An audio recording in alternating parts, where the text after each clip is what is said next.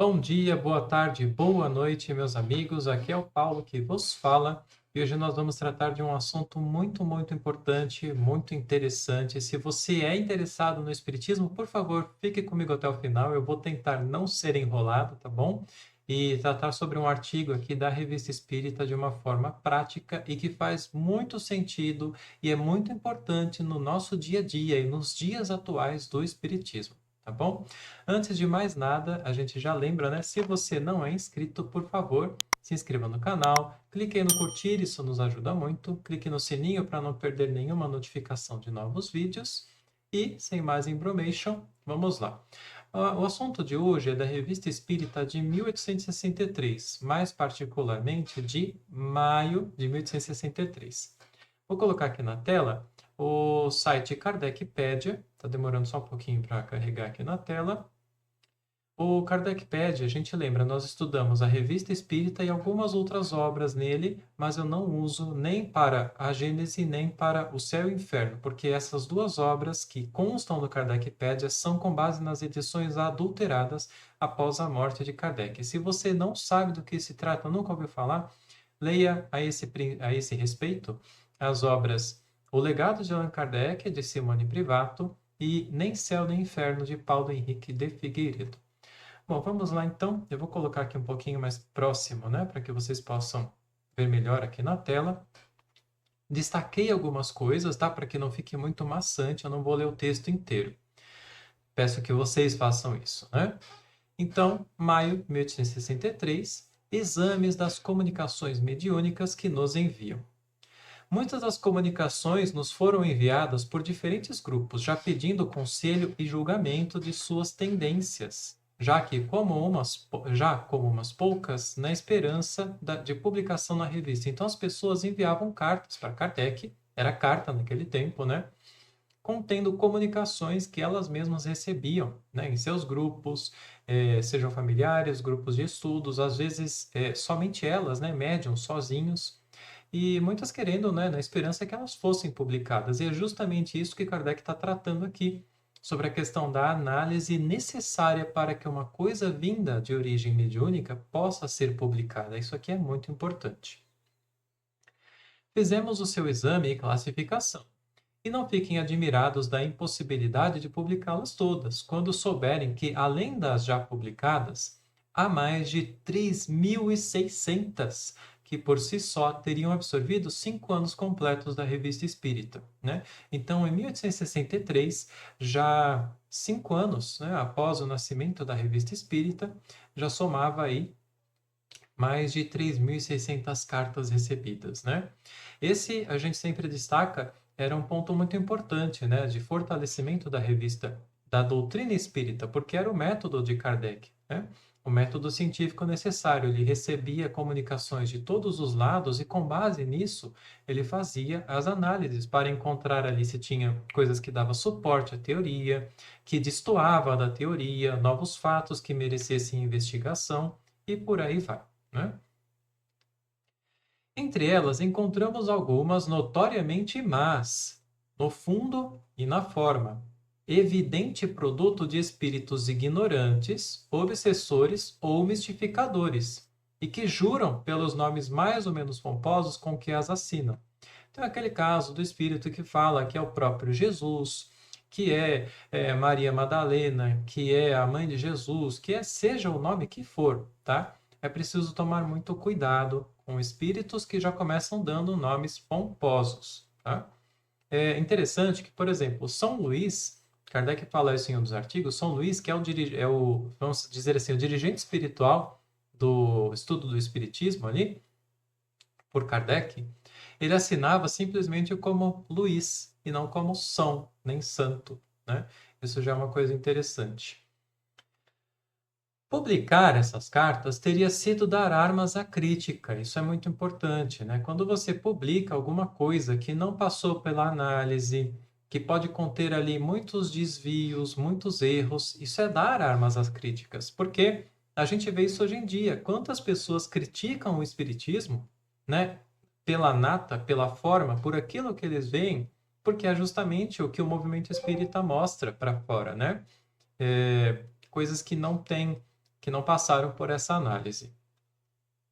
Uma circunstância digna de nota é que quase totalidade das comunicações dessa categoria, as comunicações ruins, provém de indivíduos isolados e não de grupos. Olha que interessante, né? Só a fascinação poderia levá-los a ser tomados a sério e impedir que se visse o lado ridículo, né? Então, o médium, quando ele trabalha sozinho, quando não há um grupo ao redor tratando de verificar, tratando de forma científica dessas comunicações, não simplesmente pegando e aceitando, né? Isso pode levar a diversos problemas, em que muitas vezes há ali um caso de fascinação, que é o quê? É o médium que acredita simplesmente que aquilo que o espírito está falando é verdade. E muitas vezes o espírito justamente dá um nome pomposo, né, para tratar disso. Eu já falei várias vezes, né, vou colocar aqui rapidinho para vocês, lá na Revista Espírita de 1858, tá? Em outubro, deixa eu colocar na tela aqui maior, outubro, obsedados e subjugados. Leiam esse artigo. Ele é grande, mas é muito importante, né? Aqui Kardec fala sobre vários pontos importantíssimos dessa doutrina, dessa análise, e cita inclusive o caso de um rapaz que um espírito se apresentava para ele dizendo que era o próprio Jesus e que ele acreditou. Logo cedo é difícil a voz. Ele acreditou e esse espírito começou a falar para ele coisas que estavam até afetando a saúde dele, né? Então, isso é muito, muito importante. Vou voltar para lá. Bom, então, isso pode gerar essa fascinação, né, e impedir que se veja o lado ridículo, né, dessas que tomam essas comunicações. Como se sabe, o isolamento favorece a fascinação, ao passo que as reuniões encontram controle na pluralidade de opiniões. Por quê? De uma reunião de pessoas estudantes, né, que estudem o espiritismo, que conheçam o espiritismo, porque elas não vão simplesmente aceitar. Se ali chega uma comunicação que é questionável, vai haver ali uma diversidade de debates, de ideias, né? Olha, mas será que isso aqui é aceito? Será que não é? Olha, isso aqui ele não encontra base naquilo que a gente já identificou pelo estudo da doutrina. Enfim, né, isso é muito importante. Reconhecemos, contudo, com prazer, que as comunicações dessa natureza formam na massa uma pequena minoria, né? Não eram tantas comunicações assim. Eu passei essa parte aqui, tá? Ele cita algumas coisas interessantes, mas eu vou focar aqui. Uma coisa pode ser excelente em si mesma e muito boa para servir de instrução pessoal, mas o que deve ser entregue ao público exige condições especiais. Infelizmente, o homem é inclinado a supor que tudo o que lhe agrada deve agradar aos outros. O mais hábil pode se enganar. O essencial é enganar-se o menos possível. Então, ele está falando assim: muitas comunicações, elas podem ter um cunho, inclusive um cunho moral muito importante, alguma coisa que para o indivíduo seja muito importante e que realmente faça um bem para ele, né? Mas que para o público já é um pouco mais complicado, porque aquela comunicação que pode mexer muito com aquela pessoa, que pode ser muito útil para ela, para o público e para a opinião geral, pode carregar ideias, interpretações que não serão úteis e às vezes até maléficas, tá? Há espíritos que se comprazem em alimentar essa ilusão em certos médiums. Por isso, nunca seria demais recomendar a eles que não confiem no seu próprio julgamento, tá? Então, o médium não deve confiar no seu próprio julgamento. É nisso que os grupos são úteis, pela multiplicidade de opiniões que podem ser colhidas. Aquele que, neste caso, recusasse a opinião da maioria, julgando-se mais esclarecido que todos, provaria sobejamente, ou seja, com um orgulho, né, a má influência sob a qual se acha. O que ele está dizendo? Eu até anotei aqui, ó. Deixa eu só abrir aqui. Aqui é necessário observar. Eu anotei assim: a opinião da maioria, né, não é a opinião que nasce sobre o achismo, né? Não é porque a maioria começou a construir falsas ideias que a opinião delas é válida. Aqui ele está falando a opinião da maioria daqueles que estudam, né? Então, as pessoas que estudaram, que encontraram ali tudo de uma forma, ou seja, que edificaram uma construção de conhecimento de forma científica, a opinião delas contra a opinião de uma que não seja, que não se mostre racional, que não atenda a essas necessidades científicas, ela vai estar em contrário, né? Ela vai se mostrar falsa. E se aquele médium, aquele indivíduo não aceita isso, então ele está sobre uma má influência, está se permitindo estar sobre essa má influência, né? Isso, infelizmente, acontece muito, muito, muito por falta de estudo, cuidado e tudo mais, né? Aplicando esses princípios de ecletismo às comunicações que nos enviaram, e aqui só um adendo, né? Ecletismo foi uma escola de Victor Cousin, que foi um espiritualista racional que meio que fundou essa escola, né? O objetivo dessa filosofia, segundo o seu autor, discernir entre o verdadeiro e o falso nas diversas doutrinas, e após um processo de depuração e separação, através da análise e da dialética, o diálogo, né? Reuni-las num todo legítimo, com vista à obtenção de uma doutrina melhor e mais vasta. Kardec está se referindo a esse ecletismo, tá? Porque é contemporâneo dele. Lembrando que o Espiritismo nasceu sobre uma construção do espiritualismo racional. Então, aqui o que ele está demonstrando é isso, esse conjunto de ideias, né, em diálogo entre si, que visam formar um todo coeso, né, uma doutrina, seguindo o método científico.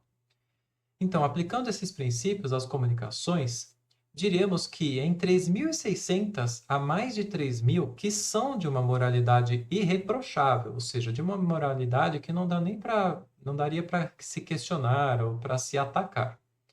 E excelentes como fundo, mas que desse número não há 300, ou seja, nenhum décimo disso, né? Para publicidade. E apenas 100 de um mérito inconteste. Por quê? Por causa daquilo. Ela pode ter uma moralidade muito grande, ela pode ser de uma coisa muito importante para um indivíduo, né, para um contexto muito particular, mas para uma publicação, não, por causa das coisas que ela pode acarretar, das interpretações e tudo mais. Considerando-se que essas comunicações vieram de muitos pontos diferentes, inferimos que a proporção deve ser mais ou menos geral. Então, essa proporção deve estar bem distribuída, né? Kardec fala. Por aí, pode-se julgar da necessidade de não publicar inconsideradamente tudo quanto vem dos espíritos, se quisermos atingir o objetivo a que nos propomos, tanto do ponto de vista material quanto do efeito moral. E eu destaquei, e da opinião que os indiferentes possam fazer do Espiritismo. Lembrando sempre, gente, Espiritismo é uma doutrina científica, filosófica, uma doutrina filosófica de cunho moral, mas ela é essencialmente científica. É necessário um método, ela nasceu por um método científico. Vou mais uma vez colocar o vídeo ou os vídeos em que eu já falei sobre isso aqui nas referências. Nasceu de um método científico e precisa de um método científico para continuar. No momento em que o Espiritismo saiu do método científico e parou de tomar esses cuidados aqui que Kardec está destacando, ele entrou no campo da crendice, das falsas ideias, da religião, no sentido da fé cega, de simplesmente aceitar aquilo que dizem os espíritos, quaisquer ideias que sejam, ou aceitar nas próprias experiências do médium, tá? E quando ele entrou nisso, a opinião que de fora fazem do Espiritismo se tornou uma opinião cada vez pior. Quando, naquela época, pessoas que não entendiam de Espiritismo atacavam ele, Kardec tinha tudo para demonstrar a falsidade, as falsas ideias, as falsas interpretações no qual essas pessoas estavam se baseando. Hoje, o que o movimento espírita está fazendo está tornando isso impossível, porque ele tornou como a capa do espiritismo coisas que não passaram sobre esse método, não passaram por esse método. Então, como é que você pode dizer que essas pessoas não estão corretas em afirmar que o espiritismo seja isso, seja aquilo, seja uma falsidade, seja uma pseudociência. Justamente por conta disso. Não vou entrar aqui na questão científica do meio, né, do método ou da ferramenta que é o médium e todas as suas particularidades. Mas nesse sentido, isso já é muito nítido, tá? Eu já vi várias pessoas afirmarem que se afastaram do espiritismo e às vezes se tornaram até ateias ou agnósticas, né? Justamente por não encontrar um rumo, porque viram que no espiritismo também, não tratado como uma ciência, diversas questões ilógicas e irracionais eram tratadas como verdadeiras, tá? Isso é uma coisa muito, muito terrível, porque o espiritismo cresceu justamente naquela época e se espalhou pelo mundo entre as pessoas mais cultas, de muito conhecimento, de grande cultura, cientistas, filósofos, enfim. Hoje isso não acontece mais, justamente pela ausência disso, justamente por ter perdido o método científico. E isso é seríssimo, gente, porque o movimento espírita está a cada dia mais esvaziado. E já disse isso. É como se fosse uma joia que a gente jogou num buraco e enterrou com areia. Vamos continuar. No mundo invisível como na terra não faltam escritores, mas os bons são raros. Tal espírito é apto a ditar uma boa comunicação isolada, a dar excelente conselho particular, mas é incapaz de um trabalho de conjunto completo que suporte um exame, sejam quais forem suas pretensões. Sejam boas, sejam más. Por outro lado, o nome com o qual eles se comprazem disfarçar-se não é uma garantia. Quanto mais alto o nome, mais obriga. Ou seja, se o Espírito dá um nome falando que eu sou o próprio Jesus, o que se espera dele é uma moralidade inatacável, nenhum tipo de erro, né? E nenhuma intenção de interferência na vida das pessoas, na na doutrina em si, né? Porque os espíritos mais elevados não causam interferências, eles nos dão ferramentas, eles nos ajudam, mas eles não interferem, tá? E o que mais se vê de espíritos que buscam provocar esse tipo de problema, que são espíritos que dão falsos nomes, né? Que mistificadores, enfim, é justamente se intrometer na vida das pessoas, tá? Ora, é mais fácil tomar um nome do que justificá-lo, é justamente isso que ele está falando. Eis porque, ao lado de alguns bons pensamentos, encontram-se por vezes ideias excêntricas e os traços menos equívocos ou inequívocos, né, da mais profunda ignorância. É nessas espécies de trabalhos mediúnicos que temos notado mais sinais de obsessão, dos quais um dos mais frequentes é a injunção da parte do espírito de fazê-los imprimir. Ele quer dizer, é da insistência do espírito de fazer com que justamente eles imprimam, eles publiquem aquilo que eles estão dizendo, né? E mais de um médium pensa equivocadamente que tal recomendação basta para encontrar um editor interessado no negócio. Ou seja, o espírito diz, escreveu lá um monte de coisa, deu uma comunicação e fala, publique, publique, publique. E a pessoa pensa, não por mal, não por mal, ela pode muito bem acreditar, e a gente vê isso muito, que ela está fazendo um bem, que isso deve ser feito, mas ela pensa que só isso basta para publicar aquilo, para procurar um editor, né? E isso é um grande problema e um grande perigo, como nós estamos vendo. É sobretudo em semelhante caso que um exame escrupuloso se torna necessário, se não nos quisermos expor a aprender às nossas custas. Se a gente não examina, vamos provocar problemas, vamos cair em problemas, em erros e vamos ter que aprender às nossas custas, quando nós não precisaríamos. Já existe aqui toda uma base científica da doutrina, já está aqui.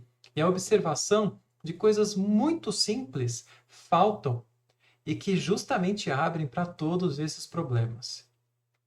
Além do mais, é o melhor meio de afastar os espíritos presunçosos, aqueles que acham que sabem demais, e pseudo-sábios, que são Presunçosos são aqueles que ele acha que ele sabe demais, que ele é o tal, né? E os pseudo-sábios são aqueles que acham que sabem, né? Então ele fala de coisas que na verdade ele não sabe, mas ele está falando.